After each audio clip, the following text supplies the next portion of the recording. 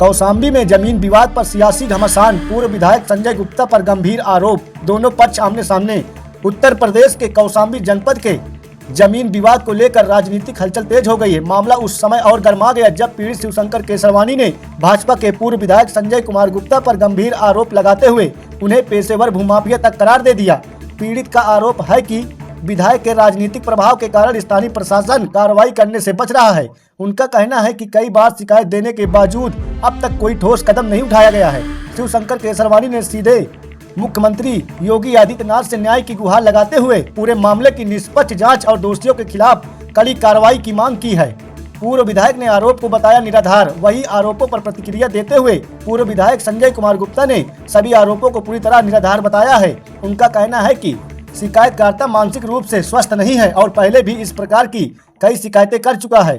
पूर्व विधायक के अनुसार जिस मकान को लेकर विवाद बताया जा रहा है वह उनकी दादी द्वारा कराए गए विरासत हस्तांतरण के बाद उनके चाचा के नाम दर्ज है और वर्तमान में उनके चाचा ही उस संपत्ति में निवास कर रहे हैं। उन्होंने स्पष्ट किया कि उक्त संपत्ति से उनका कोई सीधा संबंध नहीं है और न ही यह मामला उनके विधायक कार्यकाल से जुड़ा है। साथ ही उन्होंने दावा किया कि पूर्व में हुई जांच में भी आरोप निराधार पाए जा चुके हैं। प्रशासन की चुप्पी से बड़े सवाल। फिलहाल इस पूरे प्रकरण पर प्रशासन की ओर से कोई आधिकारिक बयान सामने नहीं आया है। जैसे जैसे मामला तूल पकड़ता जा रहा है, स्थानीय स्तर पर प्रशासन की कार्यशैली पर भी सवाल उठने लगे हैं। अब देखना यह होगा कि शासन और प्रशासन इस विवाद पर क्या रुख अपनाते हैं और क्या निष्पक्ष जांच के जरिए सच्चाई सामने आ पाती है या नहीं। देखिए, 17 नवंबर को राजदुलारी के द्वारा दिए गए शिकायती पत्र पर एक एफआईआर दर्ज हुई थी जिसमें कैलाश चंद केसरवानी, उनकी पत्नी सुनीता केसरवानी और पूर्व चेयरमैन के नाते मेरा भी नाम डालते हुए एक एफआईआर दर्ज हुई थी। उस एफआईआर में मेरे ऊपर उसने आरोप नहीं लगाया था, आरोप तत्कालीन चेयरमैन के वरासत पे लगाया था। वो आरोप 2005 का लगाया था। संजय गुप्ता 2012 में चेयरमैन बने, 2017 तक चेयरमैन रहे। 2012 से लेकर 17 तक मेरे कार्यालय के द्वारा, नगर पंचायत के द्वारा, ना उसके पक्ष में ना विपक्ष में कोई ना ऑर्डर हुआ है, ना कोई करस्पॉन्डेंस हुआ है, ना उसने कोई पत्र दिया है, ना कोई सूचना मांगी है, ना हमारे यहां से कोई किसी प्रकार की कार्रवाई हुई है। वर्तमान में हमारे कुछ राजनैतिक विरोधी, हमारे कुछ राजनैतिक साजिशकर्ता 2005 का मामला 2025 में उठाया गया, 2026 में उठाया गया और उस मामले में क्या दिखाया जा रहा है कि मेरे मकान को हड़प लिया गया, मुझे लोगों को बाहर निकाल दिया गया, हम लोग सड़क पे जीवन यापन कर रहे हैं। जब पुलिस ने इसकी इन्वेस्टिगेशन किया या हमारे पत्रकार बंधुओं ने भी जब मौके का मुआयना किया तो सच्चाई क्या है, न वो मकान कभी बिका है, न वो मकान कभी हड़पा गया है। उस मकान में आरोप लगाने वाली महिला के ही 4 देवर उसमें निवास करते परिवार के साथ और वो लगभग 60 साल की उम्र के उसके चाचा वगैरह हैं जिनका जन्म ही उसी घर में हुआ। उसने आरोप लगाया मेरे पिताजी का मकान था उमाशंकर का, मगर एक भी एविडेंस, एक भी कागज उसने इन्वेस्टिगेशन करने वाले अधिकारी को नहीं दिया। और जो उसके चाचा लोगों ने प्रूफ किया, पेपर दिया, ये मकान मोतीलाल नेहरू का था। मोतीलाल नेहरू माने राजदुलारी के ससुर या शिवशंकर के बाबा, दादा। और मोतीलाल नेहरू के खत्म होने के बाद उनकी पत्नी कमला देवी ने अपनी संपत्ति का जब बंटवारा किया तो अपने बड़े पुत्र उमाशंकर को 2 मकान अलग से देकर उनको अलग किया और बाकी तीसरा मकान अपने 4 पुत्रों को देते हुए नगर पंचायत में 2005 में तत्कालीन चेयरमैन कैलाश चंद केसरवानी जी के समय में इसका वरासत कराया और उनका परिवार आज भी रह रहा है। 20 वर्ष तक न कभी कोई शिकायत हुई, न कुछ हुआ। अब ये एक राजनीतिक साजिश के तहत ये मामला उभारा गया है।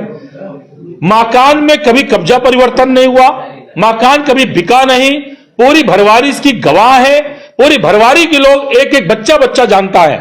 तो उसका आरोप झूठा सिद्ध हुआ। पुलिस ने अपने इन्वेस्टिगेशन में यह पाया कि पूरी एफआईआर फर्जी है, पूरी एफआईआर झूठी है और वो अपने पक्ष में एक भी पेपर न इन्वेस्टिगेशन के किसी अफसर को दिया, न किसी पत्रकार साथी को दिया। हम तो आपसे भी कहते हैं, आप ही लोग उससे मांग लो, कोई पेपर दिखा दे कि वो मकान उसके पिता का था, मकान उसका था, या मकान में गलत कब्जा हुआ, गलत कोई वो कुछ भी नहीं, सिर्फ एक हवा हवाई।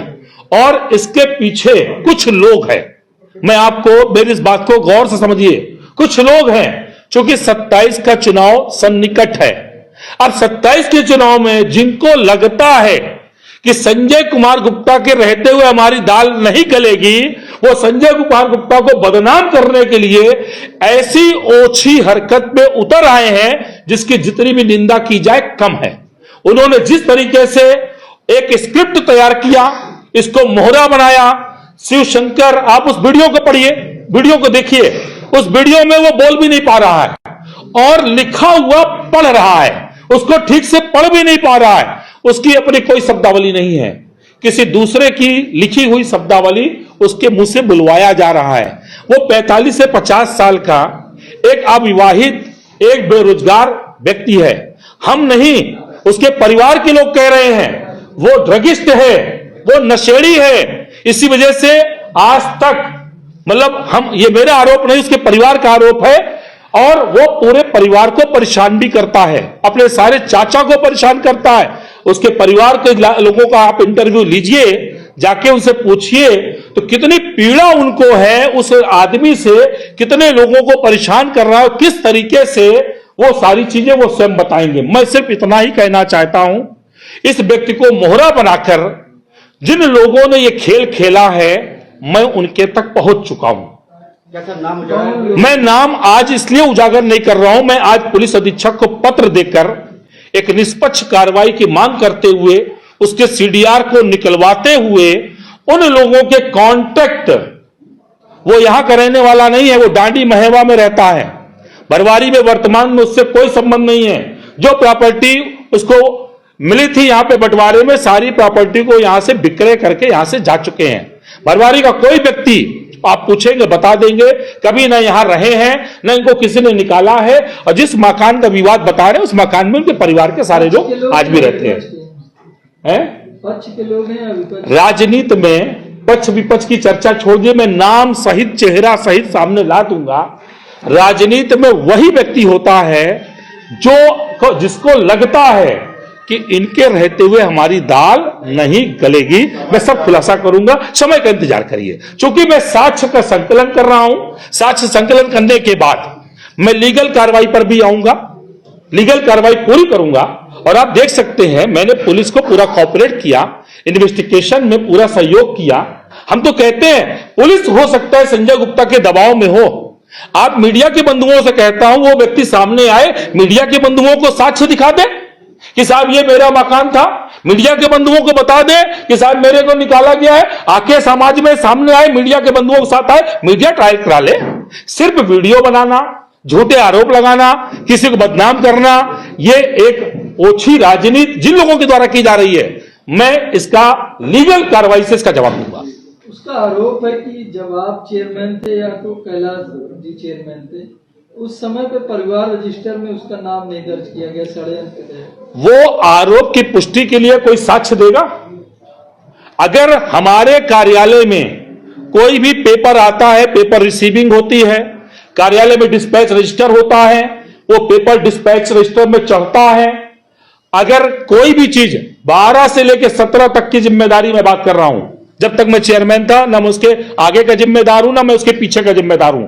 12 से लेकर 17 तक ना उसने कोई करस्पॉन्डेंस हमारे कार्यालय से किया है, और ना उसके मकान के संबंध में हमारे कार्यालय से कोई ऑर्डर कभी हुआ है। उसके मकान से संबंधित 12 से लेकर 17 तक हमारे कार्यालय में कोई कार्रवाई हुई ही नहीं है।